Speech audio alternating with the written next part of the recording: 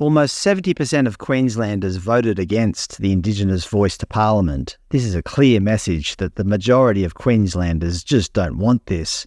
The only electorates to vote for the constitutional amendment were the federal seats of Griffith, Brisbane and Ryan, and they were close. It wasn't like their constituents overwhelmingly supported the Voice. It should be noted that all three electoral seats are held by the Greens. Despite this, Premier Annastacia Palaszczuk pushes forward with her state-based path to treaty. Based on the referendum results, no Labor federal electorate in Queensland supports her on this. Only the Greens do. Is she now only working for the Greens? But in a major turn of events, the Liberal National Party has dropped its support for the path to treaty, as they should. Their constituents do not want this. Technically, Labor constituents do not want this. Although initially LNP leader David Crisafulli did support the path to treaty legislation, today he realised that his electorate just don't support him on this. And as a politician, who are you beholden to? Your constituents. You are a representative of the people.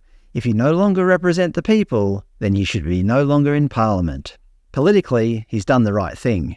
He wrote, "It's clear to me Queenslanders do not want to continue down a path that leads to more division and uncertainty.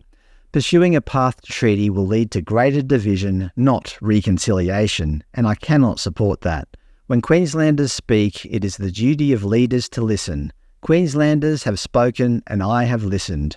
We must find a better way forward to improve the lives of Indigenous Queenslanders that unites us all in this cause. The LNP can no longer support a path to treaty and will not pursue one if elected to government." So we have one of the major parties listening to the people. Katter's Australian Party and One Nation have always been against this from day one. I believe they were the only ones to vote against the path to treaty in Queensland. Correct me if I'm wrong. The Greens, well, you might not like them, but they do exactly what their supporters want. The only political party that seems to be ardently against their supporters are the Labor Party. They just don't want to listen to their constituents, at least not on matters regarding Indigenous treaty. They've just abandoned their voting base. You don't stay in government by appeasing 3 or 4% of the population. You are there to govern for the majority. Hospitals, schools, housing affordability, electricity prices, community safety. You fix these things, you improve these things, then you improve the lives of all Queenslanders regardless of their ancestry. But by focusing on identity politics, essentially, you're only at most helping a small minority, causing a lot of division in the process and leaving the rest of us by the wayside. It's wrong, and not even your own electorate are supporting you. Federal opposition leader Peter Dutton has walked away from a pledge to hold a second referendum to constitutionally recognise Indigenous Australians because he can see the writings on the wall. The electorate don't want this anymore. He's a politician after all. If he pushes ahead with something that's going to cause more division, it would be a major political mistake. This is kind of breaking news, as I was almost ready to publish this video. It turns out that the Premier has backed away from the path to treaty as well.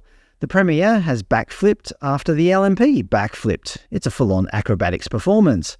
Thank you to the viewers who inform me of these changes, because I simply can't keep up with all this news.